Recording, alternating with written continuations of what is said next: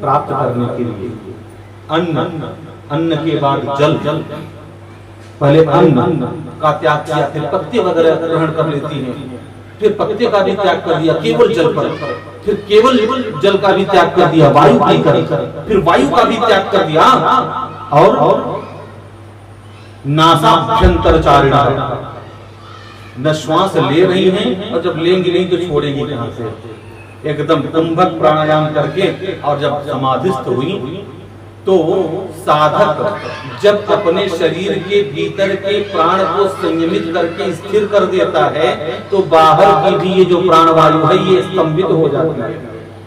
जो छोटे छोटे जीव हैं वो मरने लगते हैं, हाहाकार मचने लगता है, तब जाकर के दौड़ करके भगवान के पास देवता लोग जाते हैं, प्रभु पूरा विश्व नष्ट होने वाला है।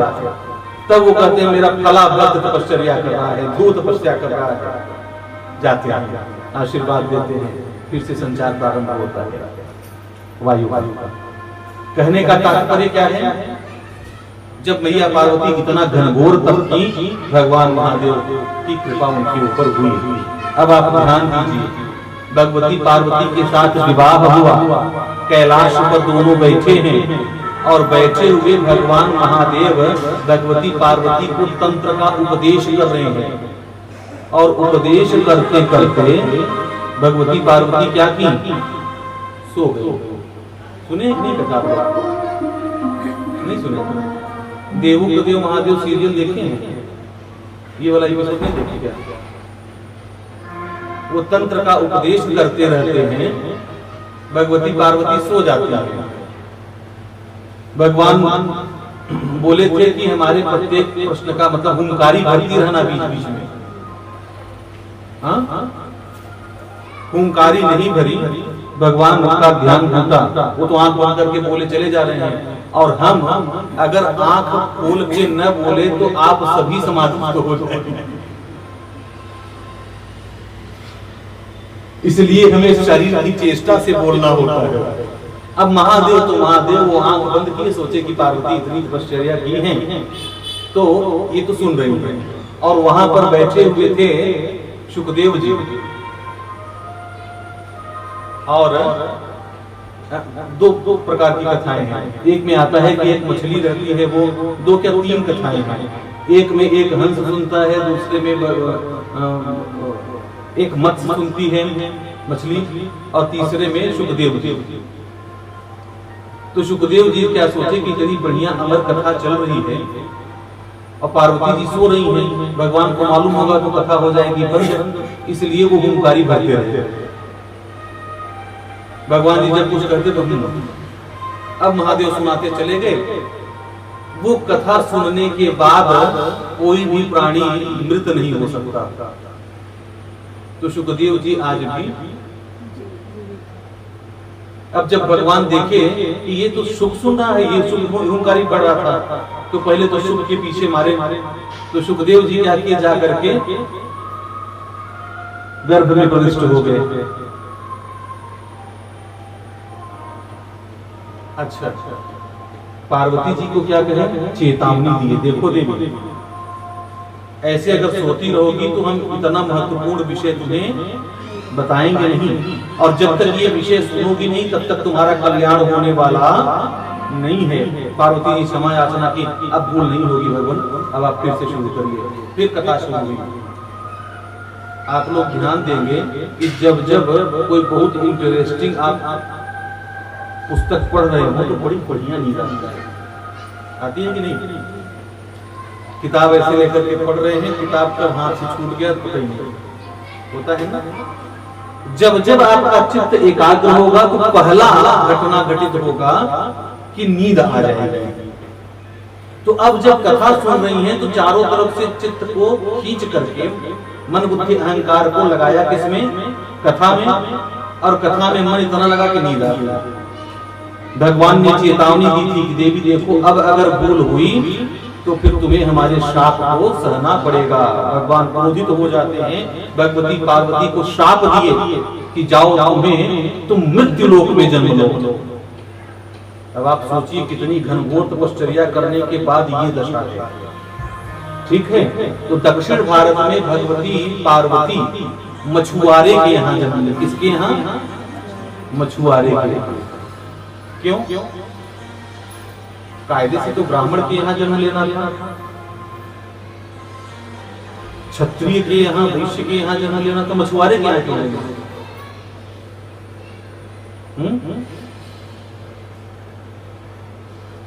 हमारी कथाएं इतनी मनोवैज्ञानिक हैं, हमारे पुराणों में कुछ इधर उधर चीज कभी नहीं लिखी जाती। जो चीजें लिखी गई हैं उसके पीछे बहुत बड़ा विज्ञान छिपा हुआ है। मछुआरा, ये तो आजकल इंस्ट्रूमेंट का इस्तेमाल करते हैं ना, कि केचुआ फंसा दिए और उसके बाद उसमें डाल दिए, आएगा केचुआ को खाने के लिए, तो अपने आप फंस जाती है मछली। पहले मछुआरे मालूम कहाँ शिकार करते थे?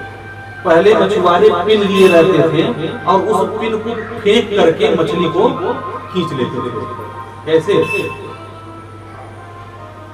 पिन सुई जैसा लिए रहते थे और उस सुई को फेंकते थे।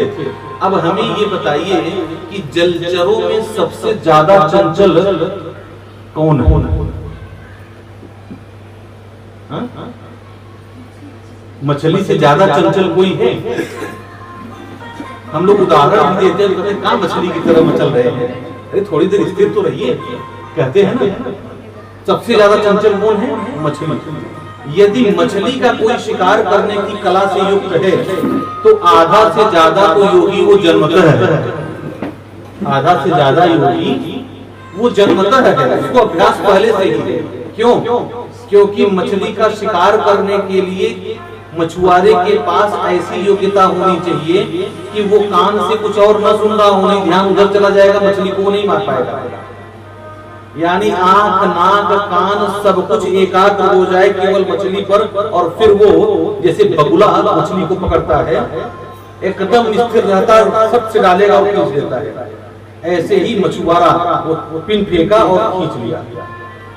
तो उसके पुत्र के रूप में यदि जन्म हो जाए, उसकी पुत्री के रूप में जन्म हो जाए, तो आधा योग का काम तो पहले से ही सिद्ध है। इसलिए भगवती पार्वती किसके यहाँ जन्म लेती हैं? मछुआरे के यहाँ। और फिर भगवान स्वयं मछुए के रूप में जाते हैं और विवाह करके भगवती पार्वती के साथ फिर आते हैं। तब कहते हैं देवी अब आपको नींद नहीं आएगी, अब जब साधना में बैठोगी ना तो अब नींद नहीं आएगी। क्यों? क्योंकि साधना में बैठे और नींद आ गई तो उसके आगे की जो प्रक्रिया है वो आप कहां से पकड़ पाएंगे, उसमें प्रवेश नहीं कर पाएंगे।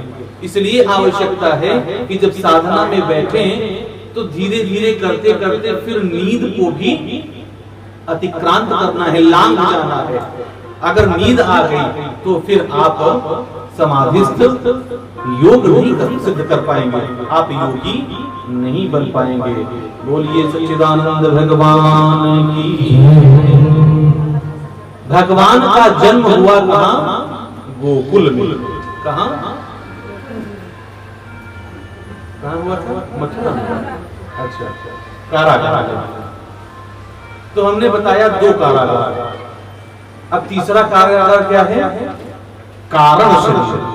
कारण शरीर क्यों प्राप्त होता है? अविद्या के कारण। अविद्या क्या है? अज्ञानता है। यानी हम सबसे पहले स्थूल देह, फिर सूक्ष्म देह, और फिर जो कारण शरीर का कारण है अज्ञान, अविद्या, उसको भी अगर हम दूर कर सकें तो फिर हमारा जो कृष्ण है, जीवात्मा रूपी कृष्ण जो भीतर बैठा हुआ है, वो नंद ग्राम पहुंच करके मौज करेगा। क्या करेगा? मौज करेगा। भगवान श्री कृष्ण का जन्म कहाँ हुआ? गोकुल में। कहाँ? अब आप लोग चिढ़ गए होंगे बार बार। वस्तुतः हुआ तो गोकुल में, लेकिन हमने अपने अभियान से सुनिएगा कि गोकुल कैसे मथुरा बनी और मथुरा कैसे कारागार बन गया। भगवान का जन्म तो हुआ गोकुल में, लेकिन गोकुल के साथ समस्या ये हो गई कि वहां पर 3 कारागार थे। कौन? अविद्या का कारागार, फिर दूसरा कारागार सूक्ष्म देह का कारागार, फिर तीसरा कारागार स्थूल देह का कारागार। इस वजह से वहां पर नंद हुआ ही नहीं, आनंद हुआ ही नहीं। तब जाते हैं नंद घर। कहा? नंदग्राम। कहा? गोकुल। गोकुल यानी गो का तात्पर्य होता है इंद्रिय, और कुल का मतलब होता है समूह, इंद्रियों के समूह में। अब आप ध्यान दीजिए, आपका परमात्मा मन बुद्धि अहंकार से परे जो है, वो अहंकार बुद्धि मन से होते हुए इंद्रिय तक आ रहा है। तब आपके शरीर में महाराज करवा करके और आपको तृप्त कर देता है, और फिर कहता है कि अब जीवन मरण से मुक्त होकर के तुम परम धाम को पहुंच गए। लेकिन महाराज करने के लिए, महाराज की घटना घटित हो, इसके लिए योग्यता क्या है? गोपी बनना। गोपी यानी गोपी पिबती की गोपी। जो कथा आप लोग सुने होंगे, हो सकता है उससे मैं एकदम उल्टा जा रहा है, लेकिन वास्तव में अर्थ इसका यही है। गोपी का मतलब क्या है? अगर व्याकरण शास्त्र के हिसाब से देखें तो गोपी शब्द का अर्थ है गोपी ही पिबती इति गोपी, जो इंद्रियों से पीती है। किसको? कृष्ण नाम रस का पान करती है। वो अपने इंद्रियों को विषय नहीं खिलाती, वो जिह्वा को रसास्वादन नहीं करवाती, वो कान से अपनी प्रशंसा के लिए उत्सुक नहीं है, वो नासिका से अपने बाह्य सुगंध को प्राप्त करने की अभिलाषा नहीं करती है। वो क्या करती है? इन एकादश इंद्रियों के माध्यम से नित्य निरंतर किसका पान करती है? परमेश्वर का पान करती है, श्री कृष्ण चंद्र का पान करती है। इसलिए वो गोपी है। अर्थात जब हम गोपी भाव को प्राप्त करेंगे तो कृष्ण स्वयं ही आ जाएगा। हम लोग क्या कहते हैं? हे प्रभु, हम आपको बहुत प्रेम करते हैं, और तब तक टक टक टक टक व्हाट्सएप पर प्रेमी को मैसेज कर रहे हैं। तो ये झूठ ही न कहे कि सही कह रहे हैं? ये तो एकदम झूठ बात कर रहे हैं। हम कहते हैं कि भगवान आपकी लीलाओं में बड़ा आनंद है, उसको सुनते हैं तो बड़ा आनंद आता है, और जब मंडप में बैठे हो तो आंखें बंद हो जाए, नींद आ जाए। तो झूठ बोले कि नहीं भगवान से? और भगवान से झूठ बोल करके आप कहाँ जाएंगे? आप कहते तो हैं त्वमेव माता च पिता त्वमेव बंधुश्च सखा त्वमेव। हे प्रभु, आप ही माता हैं। तो अगर प्रभु माता हो तो माता को कोई गरियाएगा? और यदि माता को गाली दे रहा है तो किसको गाली जा रही है? अगर सुबह सुबह उठे नहा धो करके ये श्लोक पढ़ लिए, और 10 मिनट बाद से लेकर के रात के सोने तक के बीच में एक बार भी माँ को गाली दी, तो किसको गाली गई? क्योंकि जो लेटर आप लिख रहे हैं उसमें पता तो सुबह गाली गई थी। क्या तुम्हें वो माता? ध्यान दीजिएगा, हम अपराध कहाँ कहाँ करते हैं। क्यों हमें इतनी प्रार्थना के बावजूद परमात्मा की प्राप्ति नहीं होती? कहते हैं तुम्हें वो माता च पिता तुम्हें वो। पिता के प्रति अपराध हुआ तो किसके प्रति अपराध हो गया? परमात्मा के प्रति। तुम्हें वो बंधु, तुम बंधु हो प्रभु, तुम बंधु हो। तो बंधु बांधवों के साथ अपमान किया तो परमात्मा का अपमान हुआ। सखा तुम्हें वो, मित्र के साथ गाली गलौज किया तो भी किसको दिया गाली? परमात्मा को। इसलिए ध्यान देने की बात है कि हम लोग, अच्छा, जब क्षमा प्रार्थना करते हैं तब क्या कहते हैं? अच्छा, लंबी कथा हो जाए, क्या नहीं।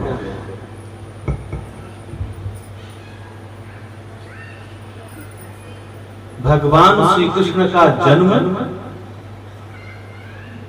यदि कारागार में हुआ है तो वो वहां कभी नहीं रहेंगे।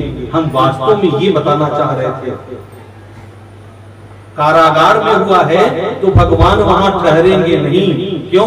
क्योंकि भगवान जहां ठहरते हैं वहां आनंद ही आनंद होता है। जहां आनंद नहीं है वहां भगवान यानी नहीं है, और अगर कारागार है तो वहां तो भगवान रह ही नहीं सकते। अर्थात आपने साधना करते करते एक स्थिति ऐसी प्राप्त कर ली कि भगवत दर्शन हो गया, आपके हृदय में परमात्मा प्रकट हो गए। वो टिकेंगे तब तक नहीं जब तक कि आप कारागार से मुक्त न हो। नहीं तो फिर वो लौट कहां जाएंगे? गोकुल। क्यों? इतनी वैज्ञानिक ये कथा है कि मन आह्लादित हो जाता है सोच करके। हम कारागार में बंद क्यों हुए? इंद्रियों के कारण। किसके कारण? इंद्रियों ने गलती किया, जीवात्मा को बारंबार कारागार की प्राप्ति हो रही है। तो भगवान ने विचार किया कि इसके भीतर तो सामर्थ्य नहीं है कि ये इंद्रियों के कारागार को तोड़कर मुक्त हो सके। तो क्या किए? निर्गुण निराकार पर ब्रह्म परमात्मा गोकुल आ जाता है। गो यानी इंद्रिय, कुल यानी समूह, यानी अब वो आकर के इंद्रियों के समूह को ही आनंदित करके आपको बाह्य से छुड़ा करके ये करता है कि अब तुम्हें इस कारागार से मैं मुक्ति प्रदान कर रहा। आनंद ही आनंद होता है। आनंद घर आनंद भयो जय कन्हैया लाल। ये है भगवान का गोकुल में आना। गोकुल में अब अगर भगवान आएंगे तो उसके लिए कुछ तो भाई हमने बताया था कि पुण्य काम करने के लिए भी कुछ पुण्य होना चाहिए, नहीं तो अगर कुछ भी पुण्य नहीं है तो पुण्य का काम भी नहीं कर पाएंगे। श्रीमद् भागवत कथा के आयोजन के लिए कम से कम इतना तो पुण्य होना ही चाहिए कि भगवत कृपा प्राप्त हो सके। नहीं तो पैसे की कोई गारंटी नहीं है कि पैसा हो और भागवत हो जाए, इच्छा हो और भागवत हो जाए। न केवल इच्छा पर्याप्त है, न केवल पैसा पर्याप्त है, न इच्छा और पैसा मिलकर करवा सकते हैं। क्यों? क्योंकि उसमें भी विविध प्रकार की बाधाएं आती हैं। ये तो बाल मुकुंद श्री कृष्ण चंद्र जब इच्छा करते हैं, उनकी कृपा होती है, तब वो आपके आंगन में आते हैं। उनकी कृपा के बगैर आना संभव नहीं है। तो गोकुल में वो आ रहे हैं, इसके लिए भी इतना पुण्य तो होना चाहिए कि तो वो पुण्य आप कैसे अर्जित करेंगे? वही गोपी भाव। गोपी भाव का तात्पर्य गोपी पिबती इति गोपी। इंद्रियों से जो भगवान के रस का पान करता है, इंद्रियों से बाह्य रस का पान नहीं करता है, उसके यहाँ भगवान आते हैं। इसलिए आप लोग ये समझ सकते हैं कि आप लोगों ने पिछले कई जन्मों से जन्मांतरे भवेत पुण्यम तदा भागवतम लभेत, ऐसे वैसे नहीं, जन्म जन्मांतर का पुण्य। यानी आप लोग अपनी गोभी यानी इंद्रियों से कई जन्मों से अभ्यास करते आए हैं, तब यहाँ बैठे हुए